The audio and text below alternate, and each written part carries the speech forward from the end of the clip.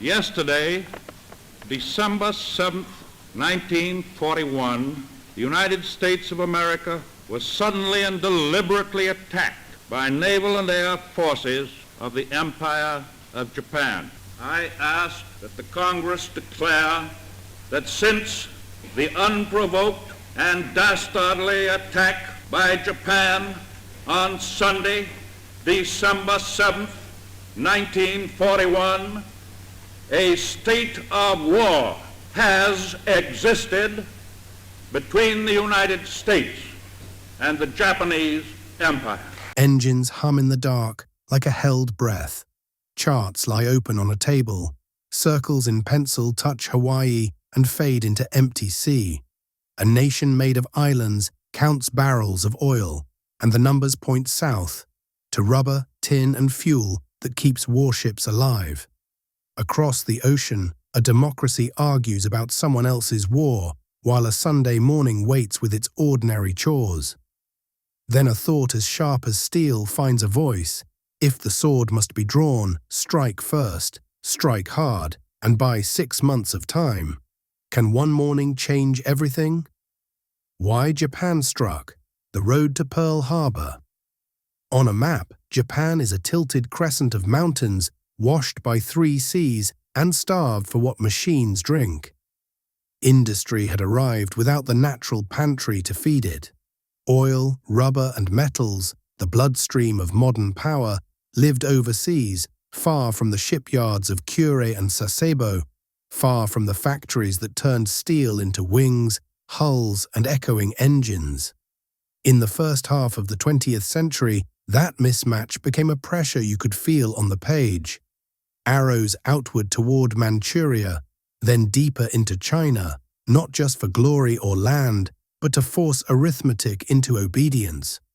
The 1931 seizure of Manchuria opened a door that the Japanese army could not stop walking through. A puppet state, Manchukuo, promised resources and prestige. In 1937, full war with China unfolded like a wound that never closed. The imperial army advanced, but Japan had yoked itself to a conflict that burned fuel faster than it could be replaced. Every victory was a debt. Every mile won on the ground demanded miles of sea lanes defended by ships that drank oil the home islands did not have. The war made sense to those who believed in destiny and empire. The numbers did not. Across the Pacific, Americans read headlines and argued about the foreign crisis as they fought a domestic one. The Great Depression had not entirely released its grip, and the memory of the last World War still tasted of mud and disillusion. Isolationist voices filled halls and radio sets, warning against entanglement. Yet American policy, inch by inch, tightened around Japan's throat. Embargoes on aviation fuel and scrap metals, a moral embargo on arms shipments, and by mid-1941, the freezing of Japanese assets in the United States. These were tools of pressure, not declarations of war. But to Tokyo's planners, they looked like time running out. What if the resource clock hits zero before the empire is finished building? Inside Japan's government, cabinet rooms and service conferences became arenas where 2 clocks ticked at once. The political clock, measuring face, faction, and ideology, and the logistical clock, counting barrels of oil left in storage. The Imperial Navy and Army did not see the world the same way, yet they shared a central fear. If the embargo was not broken, the operational freedom to fight would evaporate. That is why maps of Southeast Asia, what Japanese planners called the Southern Resource Area, suddenly glowed with significance. The Dutch East Indies oil, British Malaya's rubber and tin. A belt of conquered wealth could keep the machines turning. But the path to those resources crossed the shadow of an American fleet. The U.S. Pacific Fleet at Pearl Harbor was a mailed fist resting on a table. It might not move today, but if it rose tomorrow, it could cut the empire's new sea lanes and starve the project in months. This is where a man who knew American power entered the story. Admiral Isoroku Yamamoto, educated partly in the United States, gambler's mind, skeptic's mouth, told his superiors a truth they did not want to hear. If you fight America, you must break its sword before it fully wakes. Anything less will invite a storm you cannot survive. Can surprise buy time when numbers promise defeat? Carrier warfare was still an evolving language in the late 1930s, and the Japanese Navy spoke it with uncommon fluency. Exercises had taught them that planes could reach farther and strike faster than battleships could maneuver. The Kido Butai, First Air Fleet, was a floating fist of 6 carriers and hundreds of aircraft, trained to launch massed waves with choreographed precision. If those carriers could sprint east under radio silence and reach the decks at dawn, the opening blow might be decisive enough to neutralize the Pacific Fleet for months. 6 months, Yamamoto believed, might be the window needed to seize the resource arc, fortify a defensive perimeter, and present America with a wall too high to climb quickly. This was strategy under a deadline, and deadlines make choices ruthless. Diplomacy, negotiations in Washington, the exchange of messages, the notorious Hull Note, staggered forward even as fuel calculations in Tokyo narrowed like a tunnel. The diplomats asked, can concessions pause the axe? The generals and admirals asked, can time be purchased with violence? The choice was framed to make the second question feel like the only answer. For the decision-makers who favored the strike, the embargo was not a lever to shift policy. It was a noose that would tighten until the fleet could no longer sail. In Washington, the United States prepared for danger by halves and quarters. Congress had passed the first peacetime draft in 1940. Shipyards worked under the Two-Ocean Navy Act. Lend-Lease shipped aid to Britain and later the Soviet Union. But the national mood was divided, cautious, prone to hope that distance equals safety. In that gap between policy and readiness, Japanese planners saw opportunity. They studied the harbor at Pearl, counted battleships, read tide tables. They war-gamed responses and, in their games, the American carriers died. War games are faithful to their assumptions. History rarely is. If a nation thinks it has 6 months to win or lose, what risks does it take on the first morning? The plan was audacious and fragile. It required strict radio, discipline, weather luck, and a harbor full of targets at the right hour. It required pilots to find their marks and torpedoes to run true under a shallow draft design many doubted. It required that the American aircraft carriers remain tethered to Pearl, or at least nearby enough to be trapped by surprise. It also required the United States to behave as an abstraction, a giant that would roar, yes, but perhaps choose negotiation over total mobilization once the first shock wore off. Japan's leadership convinced itself this was plausible, because it had to be. A strategy built on necessity tolerates comforting illusions. Inside homes and offices in America, life continued. A college student in California prepared for finals. A machinist in Detroit finished a shift and read the sports page. In a government building in Washington, a young woman keyed out dry lines of naval correspondence. Mundane, careful, the kind of work that keeps a bureaucracy upright.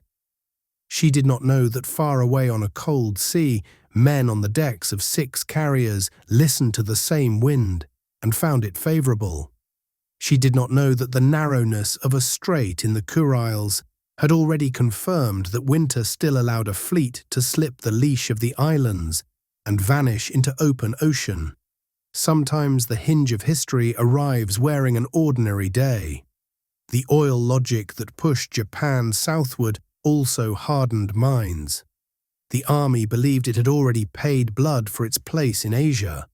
To yield territory in China to satisfy American demands felt like sacrilege. The Navy worried that time spent in negotiation was time burning irreplaceable fuel. Civilian ministers who counseled caution were isolated or replaced. Consensus, so prized in Japanese decision culture, began to mean unanimity in one direction.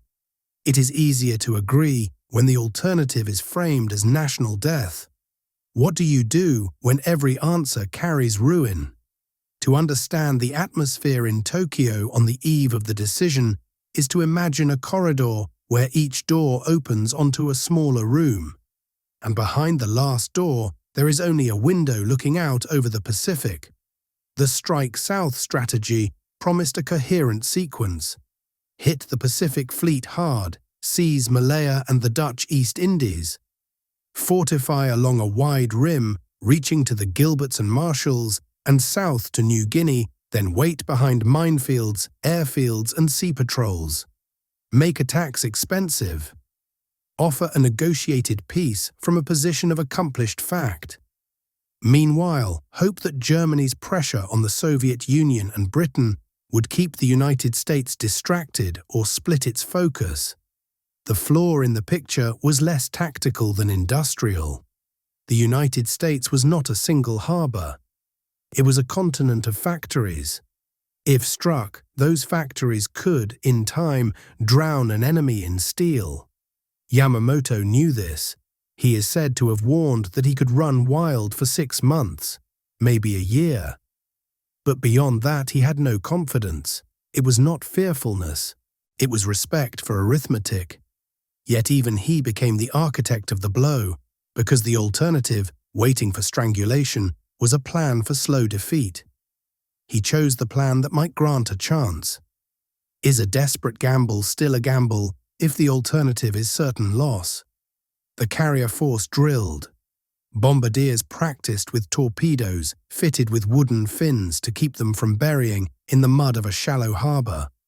Pilots learned target profiles. Battleships first, then cruisers. Airfields to be raked and bombed so that planes could not rise. Timing charts stacked like palimpsests on a table. First wave at dawn, second wave to finish what the first had broken. Submarines would scout, midget subs would slip into the harbor. Spies would note ships present or absent. A web of contingencies stretched over thousands of miles, and in that web every strand had its breaking point. Meanwhile, negotiations in Washington kept their polite rhythm. Notes traveled from the State Department to Japanese envoys and back. Proposals were advanced and paired. The American view required Japanese withdrawal from China. The Japanese view looked for recognition of fates accomplis. In the gap between those positions lay a kind of silence. The envoys argued for more time. The men on the carriers stole it in miles. The last days before the strike were ordinary in a way that now feels eerie. Churches in Hawaii had wreaths prepared for Advent. Ship crews stood relaxed watches. It was peacetime on paper, and the body obeys the calendar. The fleet's battleships, the visible pride of naval power, rested along Battleship Row like sleeping giants. Fuel tanks onshore sat domed and quiet, a landscape of stored energy that held the future inside. Dry docks were alive with wrenches and hammers. A harbor is a home, a place to repair, to rest, to plan. Few imagined the harbor itself as a target, not like this. Not by carriers reaching across the open ocean to strike in one motion and vanish. What if the shield is also a beacon? This is the final human dimension. Choices made far away narrow the space of choices for everyone else. In Japanese homes, families read about negotiations and hoped for peace. In American kitchens, Sunday breakfast plans were simple, the radio a friendly companion. In Tokyo, cabinet ministers signed off on orders that carried coded phrases and irreversible meaning. In a cabin on a flagship, a commander reviewed weather reports and let himself believe that the sky would be kind. In Washington, officials read decrypted fragments of a message that would not make sense until it was too late. The plan would test more than skill, it would test assumptions. It assumed that the American carriers would be where they were expected to be. They were not. It assumed that a crippling blow to battleships would paralyze a fleet. It did not consider what happens when dry docks and fuel farms survive. It assumed that a democratic nation would negotiate after shock. It did not imagine how a democracy can become a furnace once convinced that it must. None of this was yet known in those pre-dawn hours when the first wave formed up, throttles advanced, and the Pacific received the weight of hundreds of aircraft skimming low toward Oahu. Are you ready for a morning that redraws a map? While Japan's leaders moved toward war, the deeper cause had been moving them for years. A resource trap made worse by choices made to escape it. Empire demanded oil, oil demanded empire. The embargo did not create the logic, it clarified it. The decision to strike Pearl Harbor was not born in a single meeting.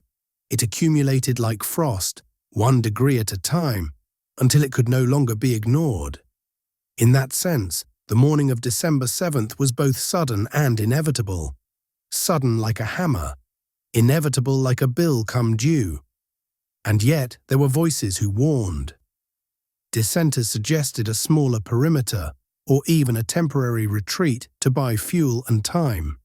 Some argued that the United States would respond with a unity the Japanese political class had not fully seen. Some warned that the submarines across which Japan intended to drag its commerce would prove vulnerable to aircraft and radar in ways recent technology made plain. But dissent in a system organized around consensus has a short life. Each week that passed without more oil strengthened the case for the blow. If every day of peace spends a day of fuel, when does peace become the risk? The world stood at a pivot where technology outpaced doctrine. Carriers mattered more than battleships. Intelligence, code-breaking, traffic analysis mattered more than the number of guns on a deck. Japan was brilliant at the first lesson and underestimated the second. The United States struggled with doctrine but would prove relentless in intelligence and production. That equation had not yet balanced itself on the morning the planes lifted off. For a few hours, only the first lesson would speak loudly across a blue harbor. By then, the fuse had been lit in a dozen places. Factories in Nagoya and Seattle, shipyards in Yokosuka and Norfolk. Airfields from Formosa to Ford Island. The men and women who had no say in the geometry of empire were already involved. Riveters, clerks, cooks, radio operators, sailors, pilots, parents, and children. History was about to pick them up in a wind they did not choose. It is comforting to think that big decisions belong to big people in big rooms. In truth, their weight travels outward and lands on ordinary shoulders first. How quickly can a free people turn once they know they must? There is one more tension to name before the morning arrives. Japan believed that honor and shock could hold a perimeter long enough to force a political settlement. America believed, once struck, that honor demanded something else entirely, not settlement, but victory. Those beliefs could not live side by side. They would meet on beaches and in skies and in conference rooms where maps became checklists. And because they could not live together, one would have to bury the other. The planes are still an hour out when the last message leaves a Tokyo office in diplomatic language. The Pacific is calm, the harbor is quiet. A chaplain in a white collar prepares his notes. A cook reaches for a ladle. A young woman in Washington sharpens her pencil, the grey dust like ash on her fingertips. Somewhere in the darkness between them, fighters and dive bombers form into lines like script on a page, and the sentence they are about to write begins with fire. The morning is almost here. When it comes, it will not ask permission. The oil math and the carrier creed have chosen their answer. While diplomats exchange final words, 6 carriers rise with the sun and test an idea against history. December 7, 1941. Attack on Pearl Harbor. At 06 man over a Pacific as smooth as hammered tin, the first wave finds its lines. The carriers are shadows against a colder horizon, their decks black runways that smell of fuel and salt. Signal flags snap, chocks lift, engines settle into the even thunder of intention. Pilots fit their hands to throttles already warm. They have memorized shapes and names that feel like answers to questions they have not asked. Battleship, cruiser, airfield, fuel farm. The formation is more than airplanes. It is a sentence, a thesis in steel and oil, aimed at a harbor still content with Sunday routines.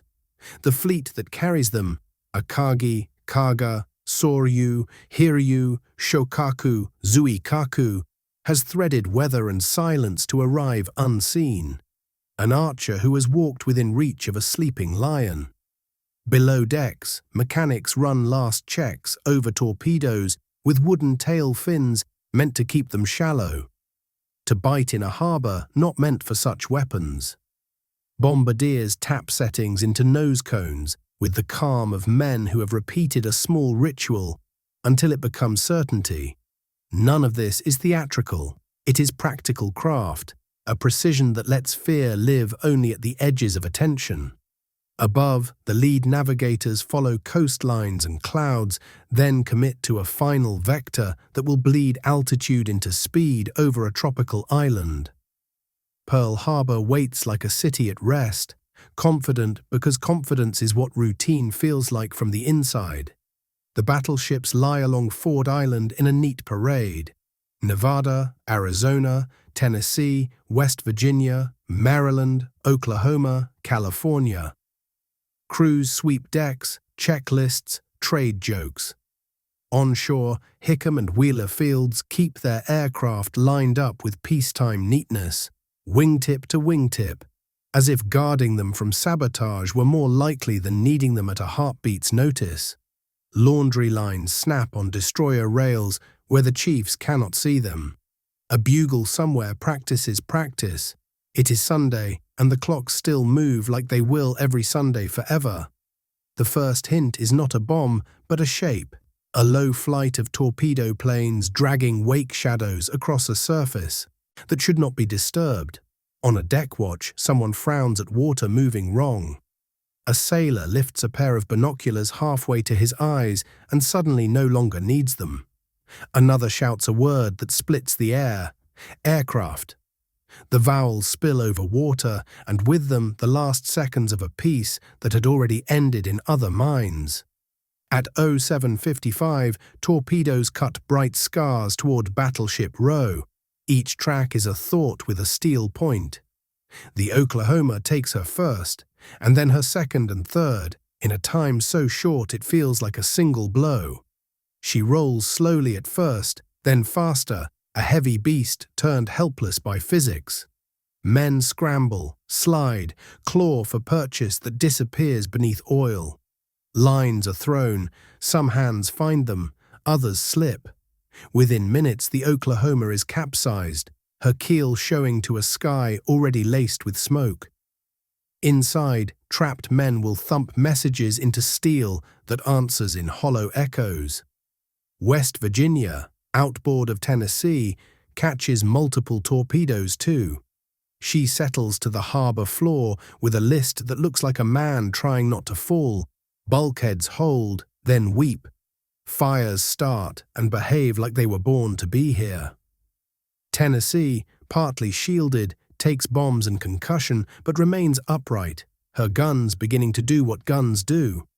Nevada, moored alone at the end, takes hits and makes a choice that will be remembered. Get underway or keep still and become a target. She answers for motion. Lines go, screws bite, and the ship slides down the channel through a gauntlet that seems to be made of sky and falling iron. Across the island, Hickam and Wheeler fields become grammars for a new language, written in bomb bursts and tracer lines. Dive bombers find their marks among aircraft parked in killed-by-orderly rows, machines too neat for a morning like this one. Hangars open into orange, windows cough smoke, airmen sprint, curse, shoulder weapons never meant to answer an enemy they can barely see. Mechanics pull men from wrecked planes by main strength, then pivot to salvage and improvise. A handful of fighters claw into the air, P-40s, P-36, anything with propeller and spark, and bank into a sky where the odds look like arithmetic, and still they climb. Near the center of the harbor, the Arizona lives her last quiet seconds. She is more than metal. She is memory and pride, a piece of a country's idea of itself. A dive bomber steepens. A bomb drops with a tidy logic and finds the worst possible path, punching forward of turret 2 into powder magazines stacked with a future nobody wanted. The ship turns volcano. Flame lifts into a pillar that makes its own weather. A shockwave slaps the harbor flat and comes back again like an echo that has weight. Bodies and steel arcs appear and disappear. Things that had been men are now both weightless and immeasurably heavy. Oil catches, rolls, and turns the water into a black mirror, licking at swimmers who cannot tell heat from pain from fear, only movement from stillness. On the hospital ship Solace, nurses brace for what they could imagine in training, but not yet in life. The first launches nose in, slick with oil and full of voices that do not make words. Burns present like a science nobody wanted to study. Morphine finds veins. Tourniquets find limbs that still argue about whether they belong. A pharmacist's mate rips linens into strips with a quiet brutality that looks like mercy. The operating theatre becomes a factory where hands manufacture second chances from blood and gauze and time that keeps going no matter who it leaves behind. In the Channel, Nevada's gamble becomes a pilgrimage through fire. She moves under bombs shed like seeds, finds hits that stagger her, and keeps her head toward the harbor mouth. Crewmen at guns do not look back. Others pass ammunition in chains that feel like liturgy. On shore, men who will later say they are not religious pray without words as she goes by. When it becomes clear that continuing may block the channel with a dead hulk, the decision flips. Better to beach her than let the artery clot. She turns and kisses mud near Hospital Point, a choice that will spare a harbor's future. Not all heroism looks like movement. On West Virginia and Maryland, sailors form bucket brigades and climb into heat. A diver later will talk about the way a hull hums when it is alive and hurt. He will say you can feel a ship's fear through your gloves. On California, damage control is a choreography of water and foam, a decision tree performed at sprint pace. On capsized Oklahoma, men trapped inside pound Morse messages with whatever metal they can find. Some tappers will be cut free through holes burned into steel. Some will run out of air and time. Outside, other men put their ears to a hull that sounds like a drum for a ceremony nobody wanted to attend. The Army Air Forces learn on the run. At Wheeler, a pair of fighters scrapes into the air. Their pilots, hearts full and mouths dry, find enemy shapes and make them into targets. Wins are hard, losses immediate, lessons permanent. At Hickam, maintenance men trade wrenches for rifles, then trade back when someone screams for a tool only they can wield. Machine gun nests appear from sandbags tossed by men who had breakfast under palm trees. Radar operators who had been voices in rooms nobody knew well try to stitch patterns from echoes and find a kind of pride in being late and still necessary. Dispersal will become doctrine by noon. The second wave arrives at a harbor now remade by smoke and decision. Dive bombers nose down into a world that looks imagined by a painter with a single palette of black and orange. Guns across the anchorage answer with persistence that begins to feel like personality. Tennessee and Maryland, partly sheltered, continue to rim the sky with bursts. West Virginia hangs on, settled but not surrendered. California fights a losing fight against weight and water, and still fights. Shore blows. Forward, a flower of white and then a towering memory, an explosion that seems to pause and be observed before the day moves on. There is a moment, felt by men on both sides, when the question is not how to hit what remains, but whether to hit what has not yet mattered. The fuel tanks on shore rest under the attention of sunlight and almost none from attackers. The dry docks, scorched and battered, still hold the future like hands that will not let go. The strike leader makes a choice to preserve strength rather than risk a third act over guns that now speak in all directions. Ships remain priority. Airfields are to be punished again. Pipes and tanks that would bleed the harbour for months are allowed to continue breathing. In the calculus of the morning, this looks prudent. In the ledger of the war, it will read like mercy to an enemy who will not repay in kind. All the while, small craft write their own chapters. Tugs push into oil that could ignite like intent. Whaleboats and launches zigzag through debris fields where timber and bodies look alike until a hand moves. A junior officer on a destroyer ruins a perfectly good axe-chopping mooring lines that will not cooperate with urgency. He laughs afterward without humour about the way a rope looks at you when you are losing patience, and it is only being what it is. In one of the harbour's narrow places, a skiff appears where no sensible person would steer one, and men in it haul another man up by his collar. And later, no one remembers who they were or where they went. Human sound accumulates, the three-beat clang of a general alarm, the rising soar of men yelling names. Orders that arrive as nouns more than sentences. Hoses, ammunition, stretchers, and are obeyed because there is no other way to spend the next 10 seconds. Somewhere, a chaplain murmurs a prayer under his breath, and then louder because the voices around him need the shape of something familiar. Somewhere else, a petty officer decides that the right thing to do is to shout and breaks his voice doing it. The day is full of choices that are not really choices and will nevertheless be remembered as such. By 0920, smoke changes how the sun finds water. Volumes that had been clear now look like they were poured from a different sky. The second wave makes its passes through this new thickness and counts targets that can still be struck. Cruisers answer with the crispness of crews who have drilled for something else and adapt mid-motion.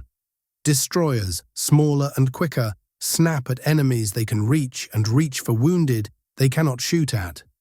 Over at Kaneohe Bay, flying boats sit in wreckage as tall as a man, their wings bent like broken promises. Yet men still move between them, looking for something to salvage, a piece that can be mounted later on a machine that can rise and one day point the other way. The day keeps its small stories. A cook on a battleship throws his body across a hatch to keep a rush of men from adding weight where the compartment below cannot bear it. A mess attendant pulls an officer he does not know out of a feeder of flame. A chief gunner's mate swears he will never forget the taste of burned oil and then forgets the taste because it becomes part of what he is. On a pier, a sailor who has never thought of himself as brave swims through a slick 3 times in a row because someone else cannot. He will later tell it like it was nothing. That is how men remember things that matter too much to hold. A continent away, radios begin to find a single theme. At a stateside training station, Jack Torres leans in until his ear hurts. He copies what he hears in a hand he will not recognize later because the lines are both too neat and too jagged. The petty officer at his shoulder says the same 3 words over and over because rhythm helps. Copy, confirm, repeat.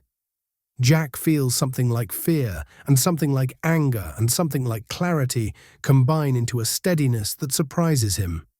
He does not yet know the ship he will sail or the ocean he will learn. He knows that the world has tilted and his job is to not fall off. By 10 jazz, the roar recedes, the last attackers turn faces toward a far horizon and disappear into the grey-blue, the way thoughts vanish when a room needs sweeping. The harbour is not quiet, not yet, but the noise has changed register. It is the noise of steam venting, of fire liquored by water, of cranes beginning to move because they cannot be still any longer. It is the noise of men who go from shouting to speaking, because shouting cannot last, and speaking is how work gets done. Smoke columns hang and then draw into themselves like tired giants. The water looks like a bruise that will not heal for years. The ledger begins because someone must keep it.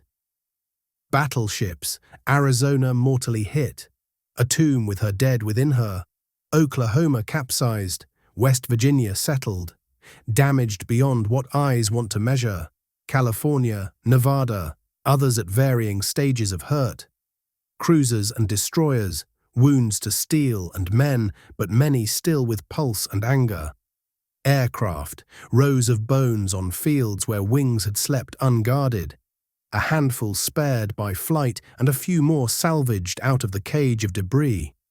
Casualties, numbers that will be written and rewritten until they arrive at the final count, and still not describe what happened to families' kitchens across a nation.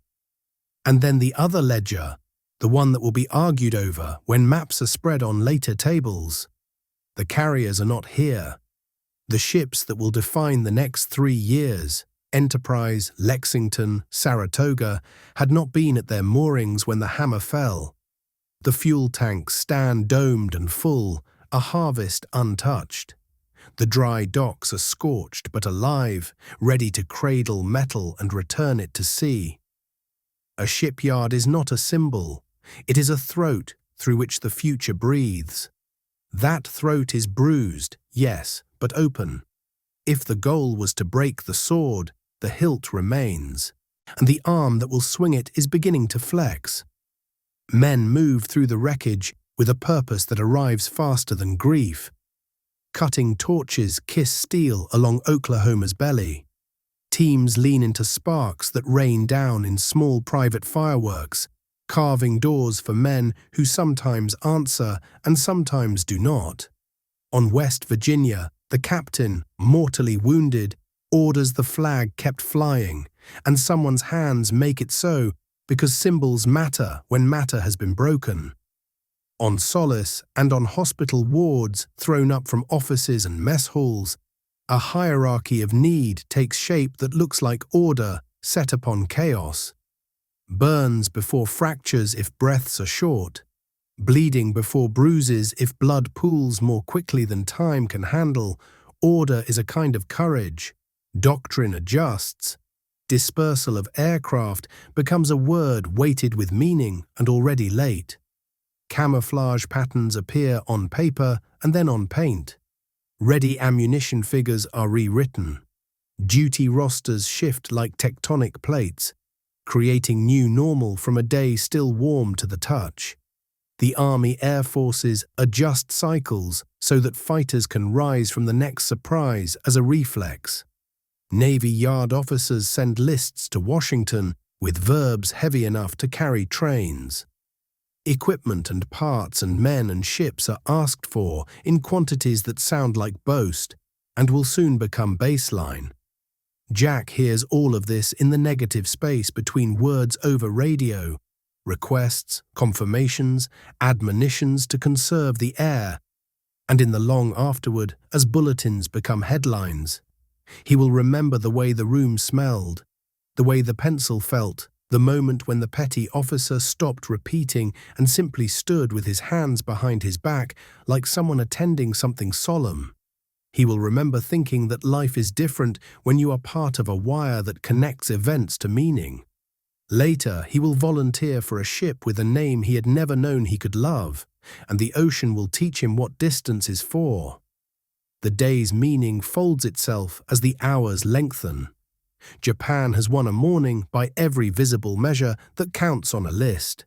Ships damaged or destroyed, aircraft smashed before they could be born into the sky, men dead and wounded who had been planning nothing more dramatic than church or eggs or a letter.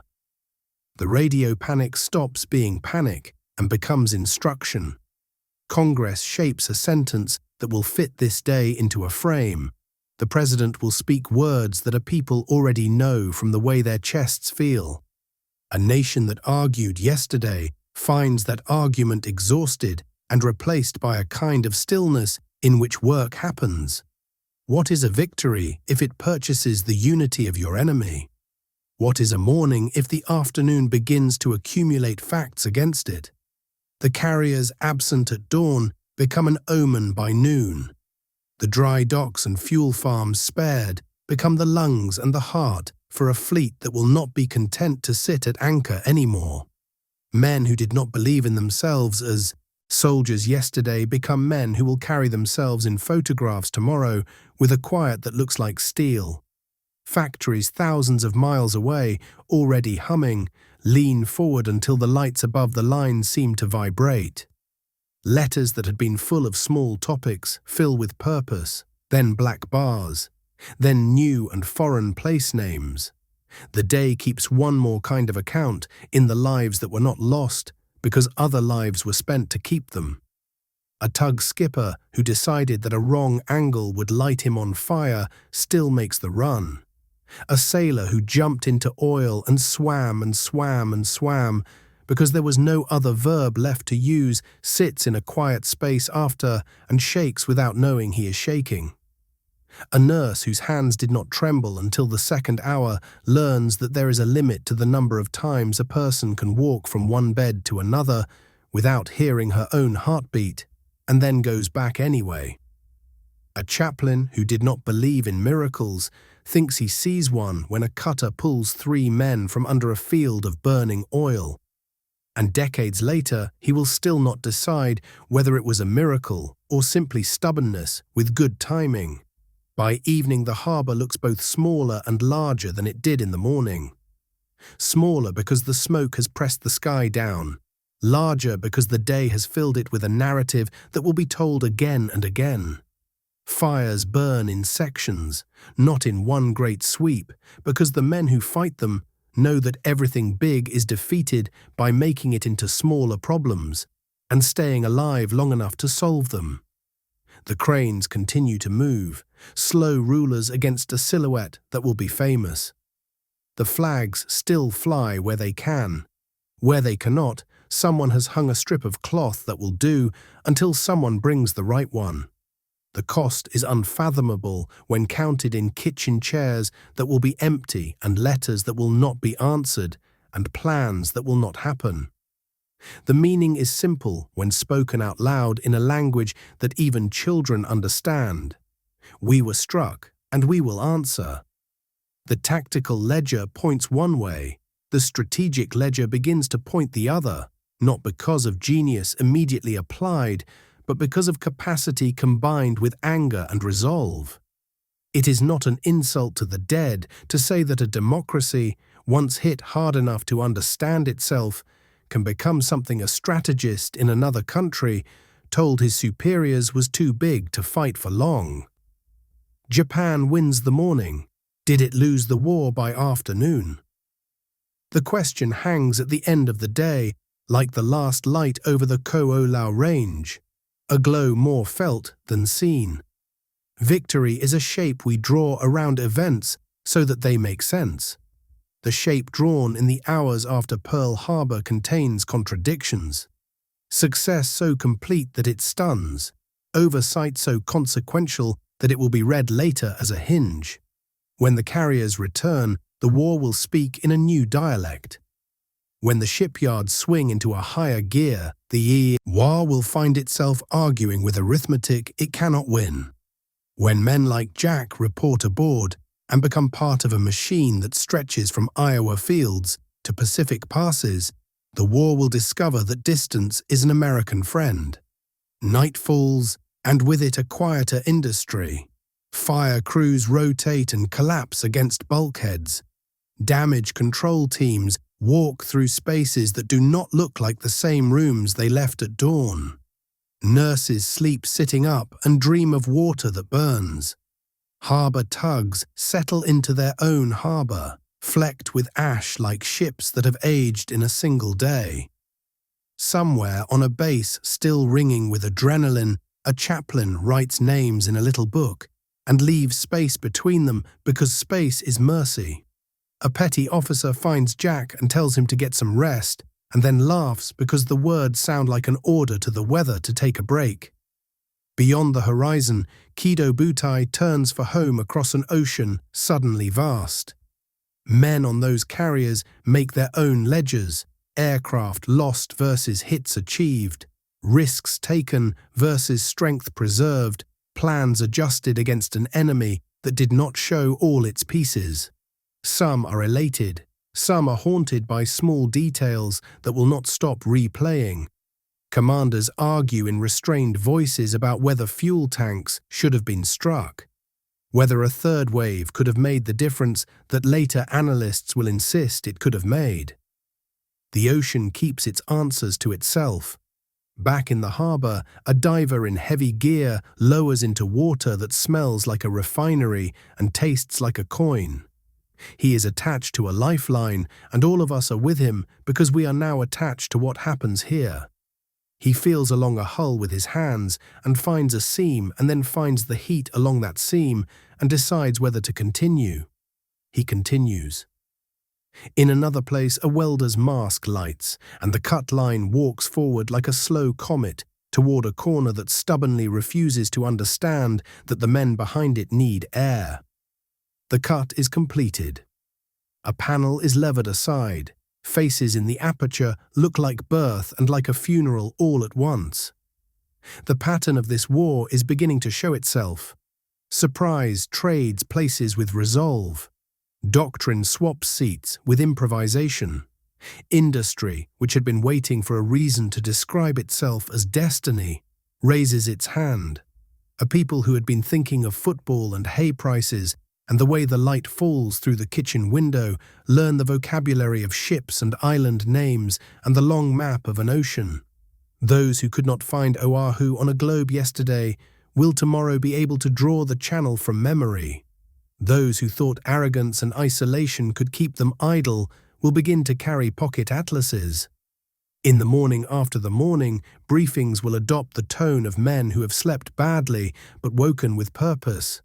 Lists will be made and then made again. Ships will be assigned to sails and sorties that will, in their own spirals, bring them back to this harbour. Carriers will become lodestars. Submarines will slide out to wire-tight nooses where tankers think they might slip. The army will send tickets and orders and men who had been clerks and farmhands to places whose names will become part of family vocabularies. The factories will roar. The railroads will discover how far they can stretch a schedule. The warm weight of a nation will lean on the fulcrum this day provided. And yet the chapter cannot close without holding still for the dead. The men within Arizona remain within her, their lives folded into steel that ships the living can salute. Oklahoma carries drums of silence that will be heard by anyone who walks her deck plates in memory. West Virginia converses with welders and divers and medics in a language that has no use for adjectives. The harbor knows how to hold memory. It will be a teacher. Every procedure written after today will be a note of respect. Every launch that noses into rough water because someone is waving from too far away will be a translation of this day into a promise kept.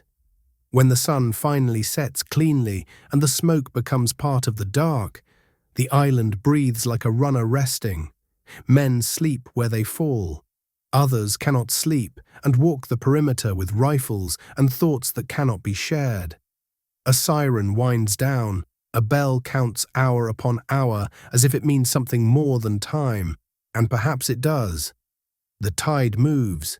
In houses far away, mothers and fathers sit at kitchen tables with radios and hands that will not be still. Tomorrow the telegrams will begin. Tomorrow the posters will appear. Tomorrow the speeches will be made. Tonight the ocean rests, and the ships that can still move rock gently against a future already in motion.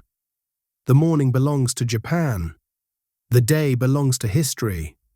What follows will belong to those who decide what this morning means.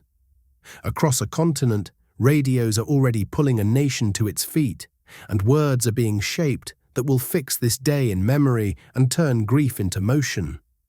The harbour hisses, the cranes lift, and the people who walked into fire when asked and when not asked begin to understand that they are part of something larger than fear. The question hangs in the cooling air, as honest and sharp as it was at dawn. Japan wins the morning. Did it lose the war by afternoon? The smoke thins by noon, the silence does not. Across a continent, radios pull a nation to its feet. On the morning after the harbour burned, Washington reached for language and law at the same time. Lines formed outside recruiting stations before the doors were unlocked. Blood banks ran out of needles before they ran out of volunteers. Newspapers set their type with a new vocabulary, and in kitchens the talk shifted from whether there would be war to how it would be fought, by whom, and for how long. The country had awakened the way a body does when it touches cold water. Every nerve lit, every muscle braced. In the White House, the president prepared to speak to Congress and, by radio, to everyone else. The words would be plain and edged. They would frame the day before as more than disaster. They would define it as an obligation. At his desk, he looked less like a figure carved into a coin and more like a man who understood timing. The nation did not need rhetoric, it needed clarity. He would give them a sentence that a child could carry around inside their chest, and when necessary repeat. The chamber across the street filled with members who had already decided what their hands would do when the vote was called. The galleries were tight with breath when he began. He did not lift his voice. He did not need to. He told them the date. He named what had happened. He made the linkage between fact and response so clean that it snapped into place like a well-made joint.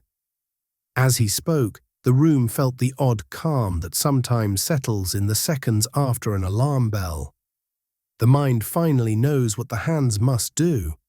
By the time he asked for a declaration of war against Japan, the decision had already been made at 100,000 kitchen tables. The vote arrived like weather. The Senate gave its answer without dissent. The House answered almost the same, with a solitary no that history would magnify more than the moment did.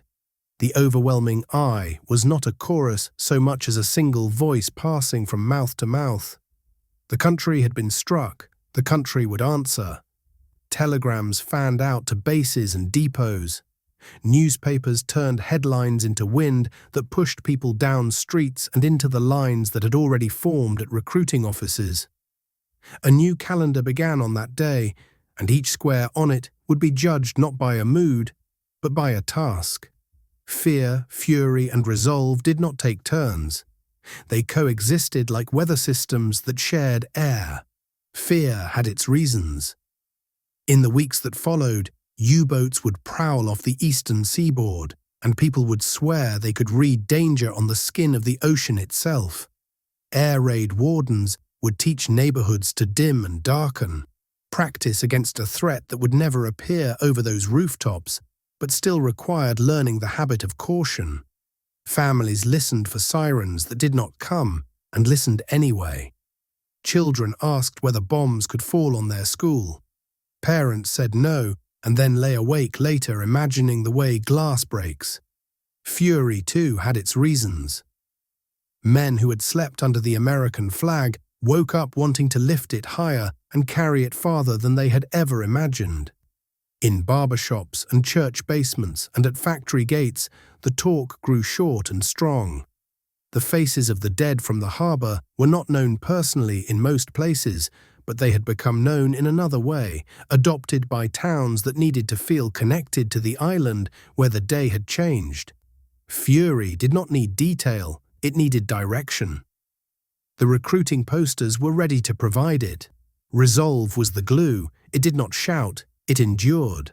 It took form in ration cards printed faster than anyone thought possible, in victory gardens planted where roses had been planned, in bond drives that turned movie palaces and town squares into theaters for a different kind of performance. It took form in the way people learned new words, convoy, blackout, allotment, and made them part of daily grammar. In California, where the shoreline meets a long inland valley that can carry rumor farther than a road can carry a car, fear took a sharper shape. Overnight, suspicion became a policy frame. Community leaders who had once weighed the balance between security and liberty found that the scale had been replaced with a checklist. Curfews came. Zones were drawn with straight lines across crooked lives. The logic felt urgent to those who made it, and it felt like something else entirely to those who had to live under it. In camp administration offices, forms learned to ask questions that had never been asked in that way before. Ancestry, loyalty, associations. The answers were sharpened by the knowledge that nuance had gone out the window the day the harbor burned. Aiko Tanaka was a college student when the radio told her that her future would need a different shape. She had not been at Pearl, she had been in a library, and then a kitchen, and then a living room where the set glowed and made a sound like bees. Her father ran a small shop that survived on mending things. Her mother believed in the idea that education could soften the world's edges. The next weeks taught them both that ideas must sometimes live in hard rooms. Notices appeared. Neighbors changed the way they waved, which is to say they did not. A man who had once praised her father's ability to make a seam disappear told him that some seams were not meant to be fixed. They packed what they were told to pack. They sold what they had to sell, which is to say they surrendered value in exchange for time. They were given tags that made them into cargo and tickets that turned them into a trains problem. At the assembly center, the straw smelled like hay until it smelled like people, and the walls were thin enough for voices to leak. The word camp hung in the air, meaning something different than it had in summer childhoods. It would acquire a capital C and then a place name. Manzanar or Tule Lake or Gila River, as if the land itself were being drafted into a policy. Aiko wrote letters at night. She wrote about dust and boredom and the way mountains smack the sky to let you know you are enclosed even outdoors. She did not write about the feeling of being watched, because that did not fit into a sentence without swallowing the rest of the words. She applied for permission to leave under a program that looked like a narrow bridge over a canyon. War Relocation Authority on one side, Army on the other, and a file folder carried by a man who believed in check marks. She received permission to work in a clerical pool connected to an army formation composed of men whose faces looked like her cousins. Nisei, who wore the uniform of a country that had locked their families behind barbed wire.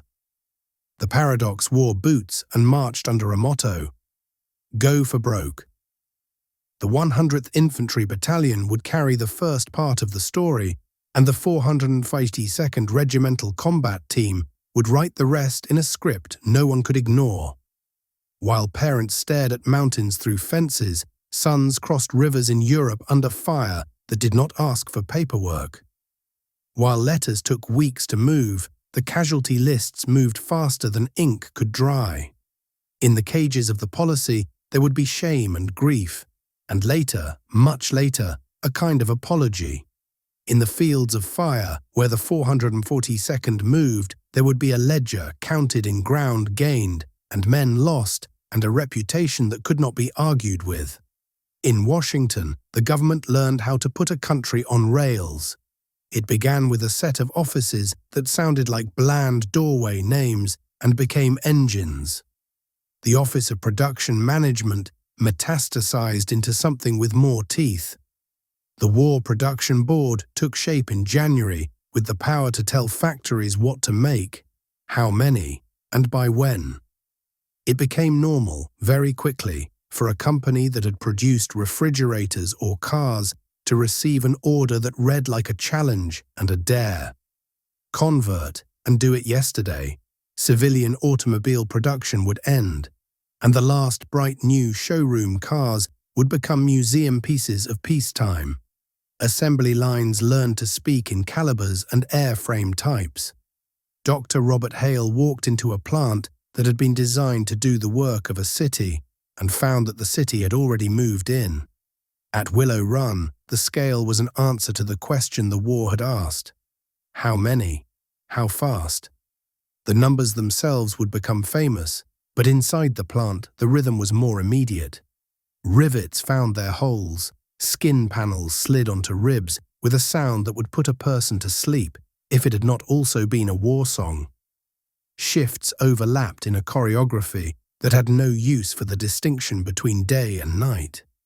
The canteen served coffee that tasted like urgency, and the wall clocks could have been replaced by a single sign, sooner.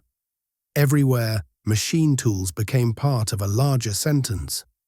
Kaiser yards on the coast learned to tie a ship together quickly enough for the phrase liberty to carry not just symbolism, but timetable. A skeleton became a hull, became a vessel in days. The new physics of assembly, parts prefabricated, then married on a schedule that let the hull slide into water before anybody had time to suspect a mistake, looked like a trick until it became an expectation. On the Great Lakes and in inland cities, people who had never thought of themselves as part of the ocean story learned that they were. Steel mills spoke in heats and pours. Railroads discovered that a timetable is not a prison if you are the one who draws it. The home front accepted, rationing with a mixture of grumbling and pride. Sugar, coffee, gasoline, rubber, books of coupons that looked like a game until the game's rules were broken and a grocer said no. Tires were suddenly precious. Drivers learned to feather throttles. Carpools became social arrangements with rules and in-jokes. The Office of Price Administration tried to keep prices from behaving like a landslide. Victory Gardens trained yards to feed strangers. Housewives kept notebooks like quartermasters. Children collected scrap metal with the seriousness of hunters. The war arrived in the mailbox as bonds and in the kitchen as recipes that could do without. Anna Miller found herself in rooms where words arrived coded and left in plainer clothes. She had been a temporary clerk before the harbour changed the calendar. After, she was part of a bureaucracy that had discovered speed. She was not yet a formal member of any naval women's organisation. The name would come later, but she had a badge and a desk and an inbox that filled like a tide. She learned that a comma could change meaning, and a missing line could waste a morning. She learned the way coffee cools beside a busy hand. At night she walked home past windows where radios glowed, and she wondered about the men whose names she typed, the ships that were letters before they were steel, the way a convoy's shape appeared as dots on a page and became a line across a map in someone else's office.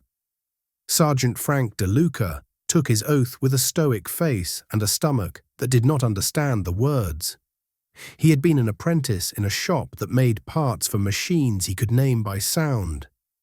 Now the machine was the army, and he would be a part, and the sound would be boots and cadence and shouted names. He learned to stand with his shoulders back in a line that seemed to have existed before he had. He learned to sleep on a bunk that made his old mattress seem like a luxury he was embarrassed to have once taken for granted. He learned that the mess line is where jokes are born, and that the man who can fix a jammed rifle in the rain is worth more than any joke. He wrote home about the food and left out the parts about the cold. Lieutenant Ben Carter did not feel like a lieutenant. He felt like a man trying to memorize a sky. The aircraft he trained on smelled the way classrooms should smell, varnish and chalk. But they moved in 3 dimensions and demanded a new kind of attention. The instructors' faces were all angles and impatience. The training manual had answers for problems he could not yet understand. He practiced checklists until he could whisper them while shaving. He learned to land in crosswinds that treated him like a rumor. He learned to tolerate the sensation that his stomach had slipped its moorings. He learned to trust the man beside him because sometimes you have to outsource confidence while you are assembling your own. Jack Torres, still stateside, rode the wave from panic to purpose quicker than he would have guessed possible. The radio that had made him shake now made him calm. Messages came through, he copied them. He handed them to men who read them and turned them into orders. He learned the way an aluminum pen feels when you grip it too hard. He learned that a routine is a kind of prayer. He watched older sailors make jokes that were also instructions. He found that he could sleep 3 hours and feel better than he had after 8 the month before, provided those 3 were after a shift well done. The country's debate had not been silenced. It had been resolved. Isolation as a position did not vanish because the harbour burned. It evaporated because it no longer applied to the circumstances. The opinion pages shifted from whether to how, which is the pivot that turns a republic into an instrument. Governors convened councils that learned to speak the language of quotas. Mayors learned how to recruit without sounding like they were pleading. Union leaders met with management and discovered that a wartime handshake can function like a contract. Strikes did not disappear. No human system achieves total harmony. But they were rarer, and they were prosecuted and resolved under a glare that everyone understood. The war placed a light on every table. Churches learned how to hold 2 truths without breaking: that killing is wrong, and that not stopping a killer is also wrong. Sermons moved from abstractions to lists. Prayers became inventories. Schools taught geography with a new urgency. Children traced coasts and mouthed island names whose syllables tasted strange at first and then familiar. Movie theaters offered newsreels that turned distant places into neighborhoods. The projectionist learned to tilt the volume so that the crowd gasped at the right moment. The coming attractions were no longer just films. They were campaigns. On the downslope of winter, freight cars clattered with meaning. Boxes stenciled with acronyms the public learned to decode. AAF, USN, USMC moved across plains and mountains on schedules that did not include the phrase "weather permitting." Draftees with duffel bags looked out at a continent they could not have explained a month earlier and learned it by mile marker. The war's first tasks were unglamorous and enormous. Count what exists. Convert what can be converted. Build what must be built. Train who must be trained. A nation of improvisers discovered the discipline of repetition. In the middle of all this purpose, the civil liberties crisis sharpened and remained intolerable, despite the fog that wartime always brings. The policy that had been justified as a necessary, temporary, unfortunate thing persisted and branched. In the camps, Aiko kept her head down and her pencil moving.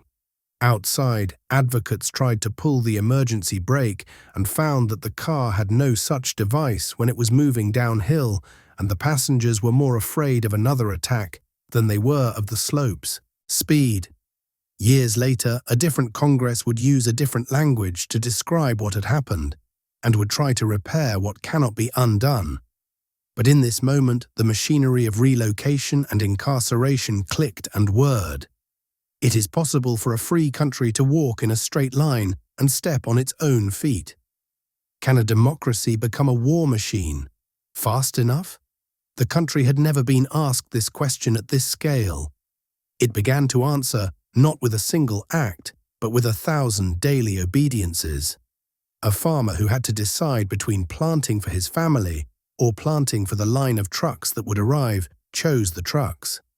A student who had to decide between finishing a degree and joining chose to join. A machinist who had to decide between sleeping an extra hour and teaching a new hire how to listen to a mill's mood chose the teaching. A nurse who had to decide whether to stay in a hospital or transfer to one of the new ones being thrown up on the edge of training posts chose the tents. The cumulative effect felt like inevitability, which is how momentum feels from inside. The War Production Board issued orders that sounded like thunder from a clear sky. The gears meshed. Subcontractors who had never met each other found that they were now married by a schedule that could not tolerate cold feet. Drawing offices learned how to race without losing and how to correct without blame. The government learned where to put pressure and where to provide relief. The War Manpower Commission began to map bodies to jobs the way logistics officers mapped crates to cargo spaces. The Office of Price Administration kept the shopkeepers honest and the customers reasonable. The system always threatened to wobble, and then someone put a hand out, and the wobble became another story about how it could have gone wrong and did not. Music adapted. Songs on the radio learned new rhymes. Crooners wrapped their vowels around place names. Swing found its tempos echoed in factory floors. The rectangle of a ration book fit neatly into a breast pocket beside a photo and a folded piece of paper with an address and a promise. In dance halls, uniforms were first only a novelty and then simply part of the furniture. Kisses at stations did not get less dramatic with repetition. They acquired ritual. The country had discovered that it could be serious without becoming somber all the time. Laughter did not diminish sacrifice, it accompanied it. The first mobilization moves did not end with signatures. They began with them. Training camps inhaled men and exhaled units. The draft, which had been an experiment in peacetime, became the pipeline for an army that would be measured in divisions, not regiments. The Navy's program expanded until the coastlines seemed like belts buckled tight by bases. The Marine Corps took boys and made them into men who prided themselves on not knowing how to quit. The Air Forces grew so quickly that they had to invent bookkeeping, tricks to know how many men they had. Labels on uniforms changed as the organizations that wore them tried to keep up with growth that felt like spring in a field. Meanwhile, those who could not fight found ways to contribute that were not symbolic. Women put on overalls and learned to speak talk. They found that a properly tightened bolt can deliver a satisfaction as pure as any poem. Black Americans fought not only for space in the line, but also for the definition of what the line was. The WW campaign, Victory Abroad and at Home, took shape on leaflets and in speeches and in lives tired of waiting. Segregated units proved their worth in a world that pretended to doubt it. The contradictions did not disappear. They were forced to explain themselves out loud, which is the first step toward their exhaustion. Inside camps, inside factories, inside homes, a calendar formed that was different from the ones printed by banks. It was measured in shipments and departures, in letters received and answered, in paydays that coincided with bond drives, in blackout drills that made neighborhoods feel like part of something immense. The war had taken the country by the shoulders and turned its face. The face did not forget what it had been looking at before. It simply found that it could look at two things at once and still walk forward. By the end of December, the map of the Pacific was a story written in red and blue pins on walls in rooms where the lights were never turned off. The Philippines fought and would keep fighting. Wake Island's courage had already become legend. Singapore, Malaya, the Dutch East Indies, they would be names for headlines and then names for lessons. The timetable asked questions that could only be answered by factories, training grounds, and convoys. The country had gathered its breath. It was ready to exhale steel and men. In the days that followed the first declaration, the axis across the Atlantic would make a choice that removed the last ambiguity from America's calendar. The shock of the Pacific would be joined by a decision made in Europe, and the two-ocean war would become not a possibility, but a fact. For the moment, though, the nation stood in the space between alarm and answer. It had discovered that it could be afraid and faithful at the same time. It had discovered that fury can be trained and that resolve can be counted on a ledger. The bridge from a harbor on fire to a continent at work was built with simple things: a stamp on a piece of paper, a wrench tightened just enough, a promise written in a letter and then kept. Aiko sharpened her pencil and labored in a place she had not chosen for people who had not chosen her, and found that duty can live beside grievance without giving up its name. Anna counted messages until the numbers blurred and then unblurred, and she found that meaning emerges by accumulation. Frank stood in the rain and learned to love the man to his left without saying the word love. Ben learned the feeling of a plane becoming air, and it changed what he believed about fear. Jack discovered that his hand could be steadier than his heart, and that steadiness is sometimes what courage looks like from the outside. Robert stood at the end of a line and watched a bomber that had not existed a few weeks earlier taxi under lights that made the night look like a factory. And he realized that the question had an answer.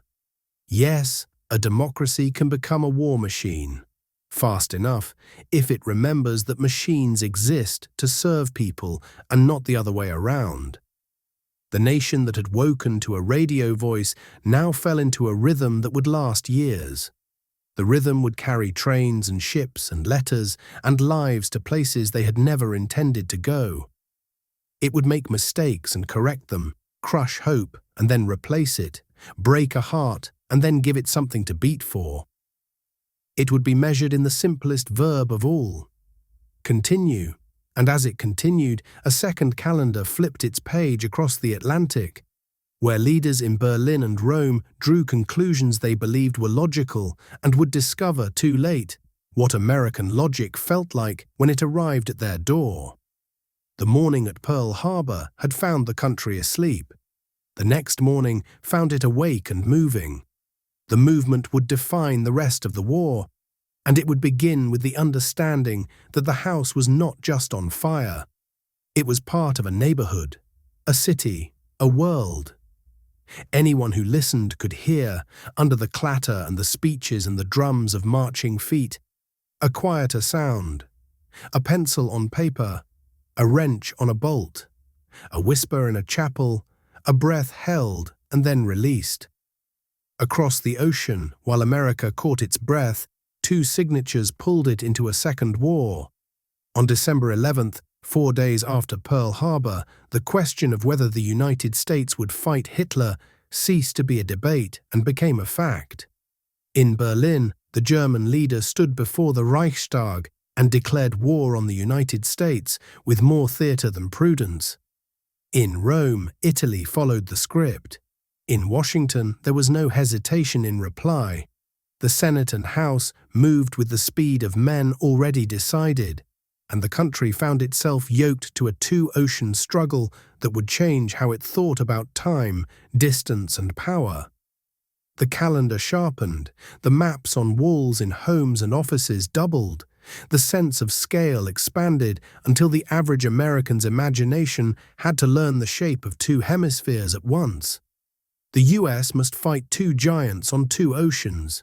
Who first and how? That was the unromantic core of the next decisions.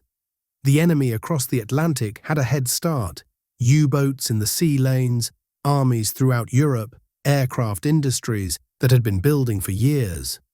The enemy across the Pacific had initiative and a perimeter expanding by the week. To choose wrong at the beginning would waste months and men that could not be replaced cheaply.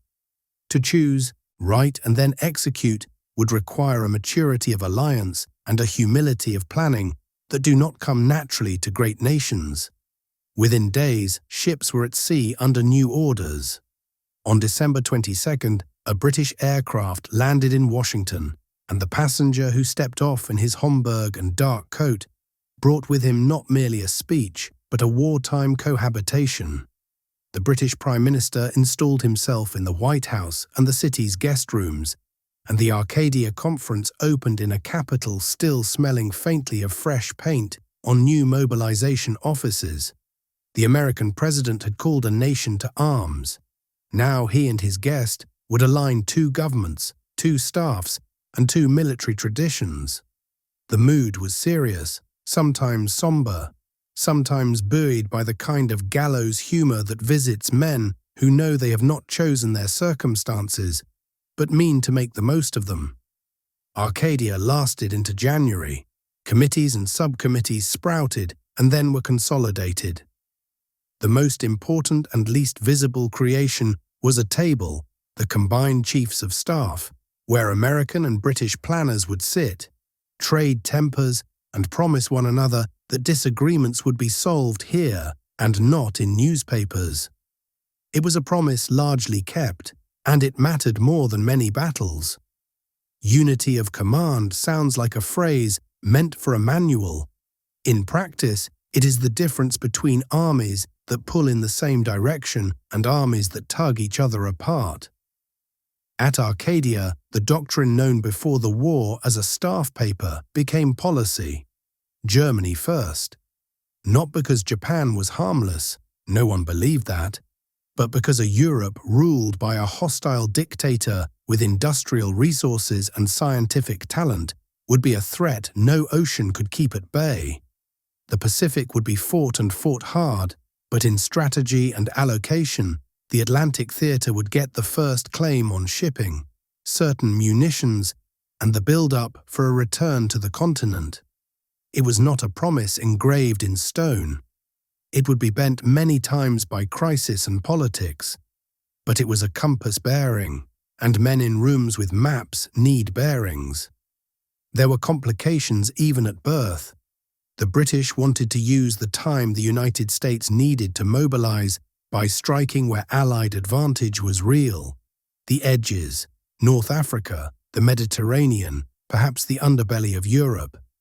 The Americans, newly in the war and flush with the energy of new converts, spoke of cross-channel invasion in 1942 or 1943 if the troops and shipping could be found. Between those poles, the plan would oscillate for months. Arcadia did not settle all of it, but it did settle enough.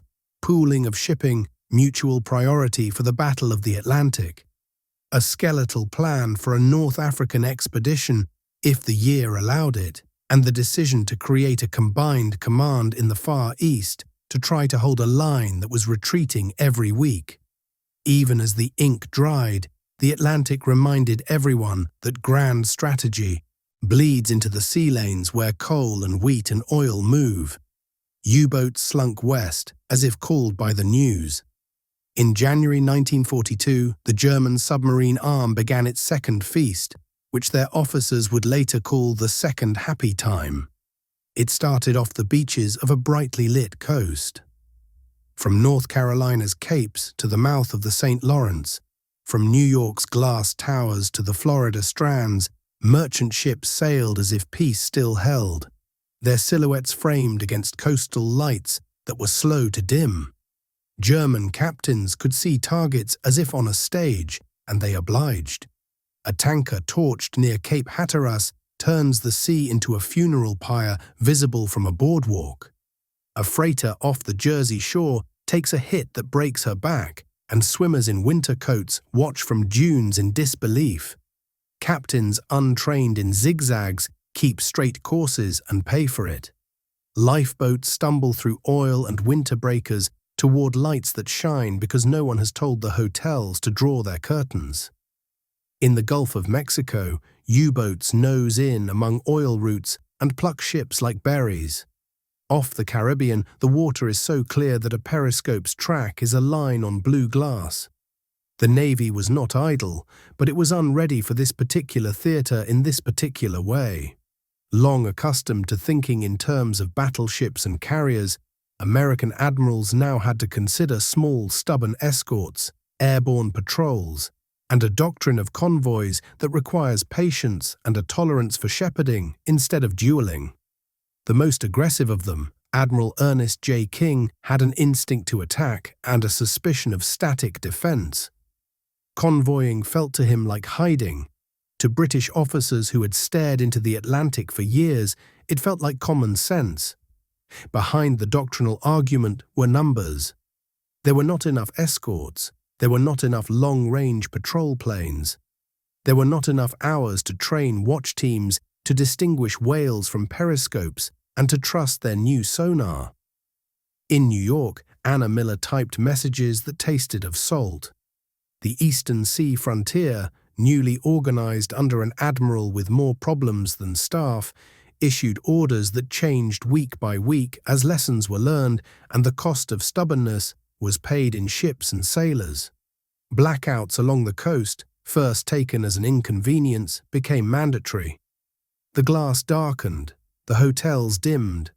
Civil Air Patrol volunteers in small aircraft, their hearts larger than their engines, began to patrol with radios and sometimes depth charges slung under wings that had been built for mail. The shore learned to act like a war zone without barbed wire.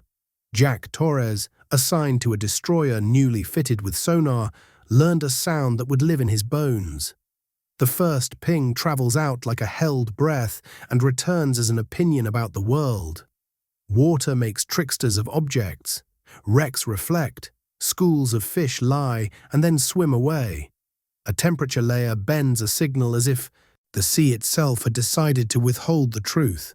He learned to lean over a screen with a petty officer whose face has not changed expression since the Spanish-American War and to ask himself the questions those men ask. Is it firm? Is it moving? Is it ours? He learned that sweat smells different in a room with headphones and dim light. The early months were bloody. Hundreds of ships went down between winter and the long days of May and June. Tankers made headlines because fire always does, but freighters matter as much to an army that must cross an ocean with its appetite. Each loss meant more than hull and cargo. It meant skilled crews gone and life rafts adrift, and letters that would be written and rewritten by casualty officers who had not yet hardened into masks. The names of towns in the coastal south took on a new flavor from the boarded-up facades that rubber and gasoline rationing created. The beaches saw tar from distant wrecks wash ashore. The newspapers grew less careful about what they printed, not because they did not care about secrecy, but because rumor always outruns censorship, and rumor in wartime turns cruel. The fix did not come from a single brilliant order, but from a bundle of adjustments made under duress. Convoys, first grudgingly, then doctrinally, were instituted along the American coast. Small escorts, even old four-stack destroyers, passed down like hand-me-down coats, were pressed into service. Corvettes and cutters learned to live at sea in weather they were not built for, and their crews learned that a wet blanket can be a luxury. Air patrols extended arcs from coastal airfields and island bases. The gaps remained, but they shrank. British help arrived in the form of experience and a few hard loans of escorts and escort carriers. Huff Duff, the nickname for high-frequency direction finding, migrated from British labs and boats to American decks, and the trick of catching a U-boat during a burst of radio began to bear fruit. Radar, crude but improving, made a night less safe for a surfaced submarine. Sonar, ASDIC in British mouths, taught a new patience: hold the contact, keep the line, deliver the pattern. Patterns mattered. Depth charges dropped in a shape, not a hope. The early patterns were rough, and water absorbed failure without comment. Practice improved them: a line, a ladder, a fan, depending on what the operator believed he was hearing. Later would come new weapons that hurled explosives forward, so that a contact could be engaged without losing it in the turbulence under the escort's stern. But in early 1942, the tools were simple: listen, estimate, and then persuade the sea with TNT. It was a dark art with loud consequences. The second happy time was not happy forever.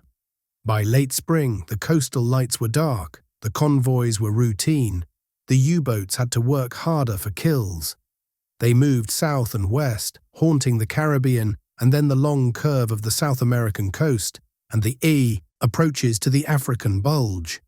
The Atlantic theatre spread like spilled ink. The Allies widened their answer. Escort carriers, born of necessity from merchant hulls, brought aircraft to the lanes. Long-range patrol planes, the ungainly Catalinas, later the Liberators, 8 miles of ocean. Wolf packs still drew blood, especially where the mid-Atlantic air gap remained, but the slope of loss bent downward. All the while, Arcadia's decisions trickled down into orders mundane and monumental. Shipping priorities changed like lanes in a crowded highway.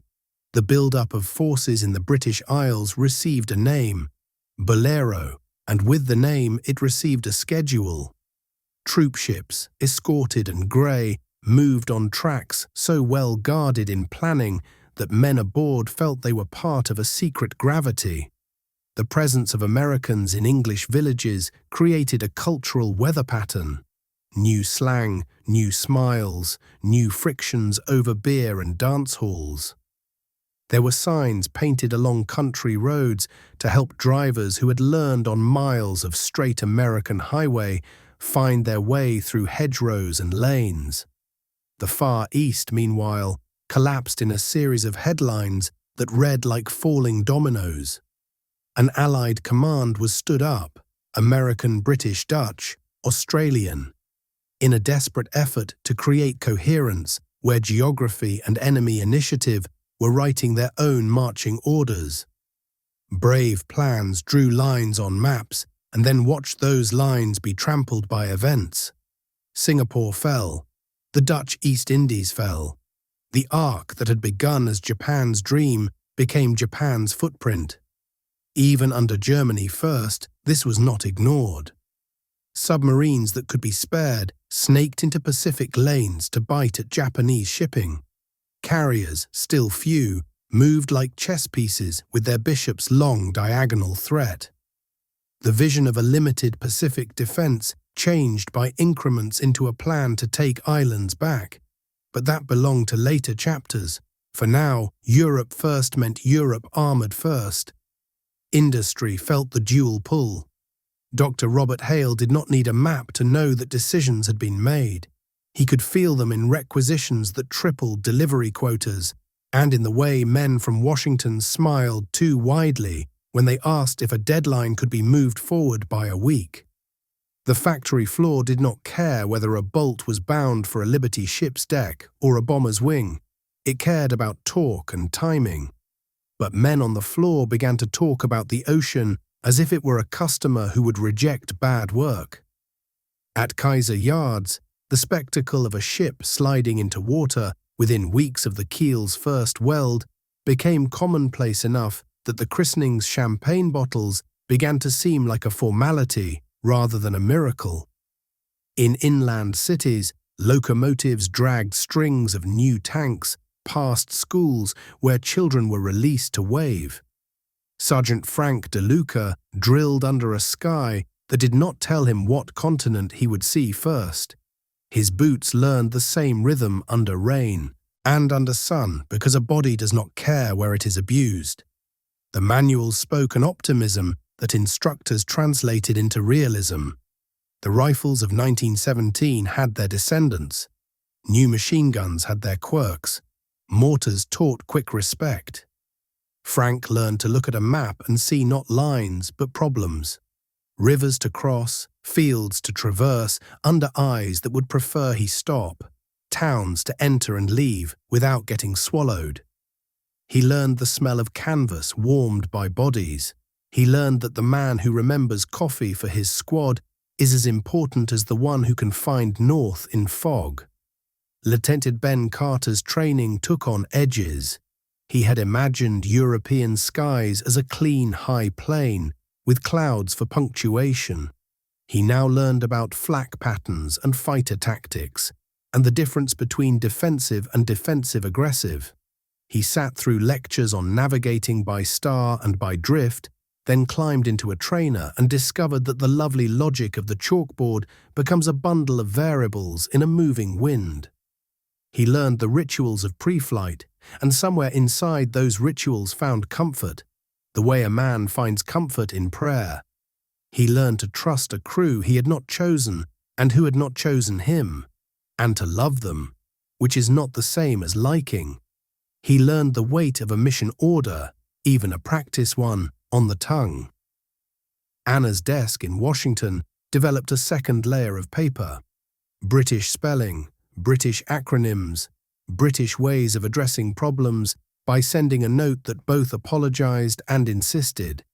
She admired their elegance and sometimes hated it when it meant another late night translating gently worded demands into American action items. She saw the combined chiefs' memos with their diagrams and knew that behind each neat arrow a dozen men with ringing telephones were sweating. She taught herself to recognize the handwriting of staff officers who mattered, not because she was cynical, but because it helped to get them answers faster. She learned how to say, "We will endeavor," without sounding like she had taken a course in diplomacy. Jack's destroyer sailed with its first convoy in grey weather that turned the horizon into a doctrine. The sea makes everyone smaller. He learned the notation for a convoy's screen and the way a radio circuit fills up with voices when a contact is called. He listened to a British escort's calm tone while describing a periscope where no periscope should be, and he envied calm the way a poor man envies a watch. He learned that when an explosion lifts water and then lets it fall, the first thing you notice is the sound stopping and coming back differently. He learned that sometimes the only victory is making it to the other side, with most of them still afloat. On the home front, the war widened without needing to ask permission. Rationing deepened. Gasoline jokes grew stale. People learned to save not because they wanted to, but because saving became a way to participate. Bond drives added a vowel to restraint and turned it into pride. Newsreels became tutorials in naval silhouettes and aircraft recognition. The cinema audience became a classroom with popcorn. The eastern seaboard, which had once thought of the ocean as a view, thought of it now as a threat and a highway both. In bars from Boston to Biloxi, men traced convoys on beer-stained napkins and argued about whether Admiral so-and-so was doing enough, as if admirals owed them personal explanations. In truth, the admirals owed explanations to only two men, and they saw them at Arcadia and afterward in rooms where the blinds stayed half-closed. The Germans had gambled when they declared war on America. Their leader's reasoning mixed ideology with a gambler's high after what seemed like a lucky streak. He believed the United States would be consumed for a time by the Pacific, that U-boats could bleed Britain faster than America could transfuse it, that domestic politics would tangle the newcomer's feet, that shipping arithmetic would wield a more decisive pen than any speechwriter. For months at sea, it looked like the gamble had logic. Then the lights along the coast went out, the escorts moved in pairs and packs, the air patrolled, and the ocean learned new behaviors. A society that learns fast is a more dangerous enemy than one that begins perfectly prepared. Germany first did not mean Europe only. The Pacific had its own gravity, pulling ships and men and headlines. But the ability to make two coherent plans at once, to accept that one theatre would feel short-changed on Tuesday and the other on Friday, became a national habit. At Arcadia and afterward, the principle of one fight, two fronts became a system of ledgers that could be reconciled monthly without anyone thinking the account was settled. That is what maturity looks like under pressure. The two-ocean strategy took shape in steel. New construction accelerated under the Two-Ocean Navy Act's earlier promises. Hulls sprouted keels in yards that had never imagined they would be naval before. Escort vessels, destroyer escorts and corvettes proliferated like useful weeds, simple enough to build in numbers, deadly enough in packs to change a submarine captain's dreams into nightmares. Fleet carriers took longer, but their little cousins, the escort carriers, rode into the lanes with decks short and stubborn, their aircraft indifferent to snobbery. Above the waterline, radar dishes grew where once ships had clean silhouettes. Below, sonar domes watched and listened. On bridges, young officers learned to trust a squawk in their headsets more than their instincts. The convoy system itself became a culture. Signals were standardized. Route names, HX and on across the North Atlantic, slow convoys and fast ones, coastal shuttles with alphabet soups of their own, entered the daily speech of men who had never before thought of Halifax or Liverpool as anything but dots. The convoy commodore, that hybrid of schoolteacher and sea captain, taught patience to skippers who had built reputations on speed. Merchant captains relinquished a part of themselves and learned to be part of a moving city. A single ship is a freedom. A convoy is a compromise. Survival is worth compromising for. In the air, Coastal Command in Britain and its American equivalents became schools of ugly compromise that produced beautiful results. Radar that could see through some kinds of darkness, but not others, learned to partner with searchlights slung under wings. The famous nighttime beam that fixed a U-boat found on the surface and denied it the dive it sought. Aircraft like the B-24, stretched into long-legged patrol versions, made the gap smaller until one day it was gone. Airfields at the jagged edges of the Atlantic, Iceland, Newfoundland, the Azores, grew like bristles on a chin, and the sea lanes felt their protection in tonnage delivered rather than tonnage promised. Back in Washington, the combined chiefs set out their next questions as calmly as if asking a waiter for coffee. How many divisions in England by the end of the year? What balance of shipping to the Indian Ocean can be whittled without causing famine in India? How many escort carriers could be ready for summer convoys? How many destroyers can be spared from the Pacific after Midway? If Midway goes as planned, and nothing ever goes as planned. They drew up priorities that contradicted one another and then massaged the contradictions until they held in two hands. The arguments, when they came, had edges. But arguments held inside a room and resolved by men who know they will see each other tomorrow are different from arguments in public meant to injure more than persuade. Anna saw the arguments in the margins, where a British colonel's underlining became heavier by the page and an American admiral's pencil notes turned into block letters. She filed the final versions and sent them along with the decorum war demands. She imagined sometimes that if she could keep all the commas in their right places, no convoy would be lost. Magical thinking keeps clerks sane, and sanity is not a luxury in a war of schedules. Aiko, far from these tables, continued her new work. In an office that was itself a compromise between a country's fear and a country's need for intelligence and manpower, she typed for a unit that would wear badges and shoulder patches and carry its own paradoxes into battle. She watched the war widen in two directions and understood an old truth in a new way.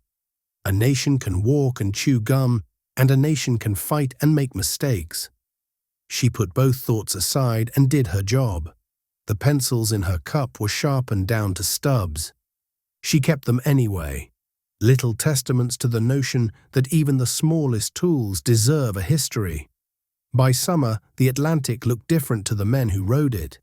The wrecks were still there on the floor, but the surface carried ships that felt protected.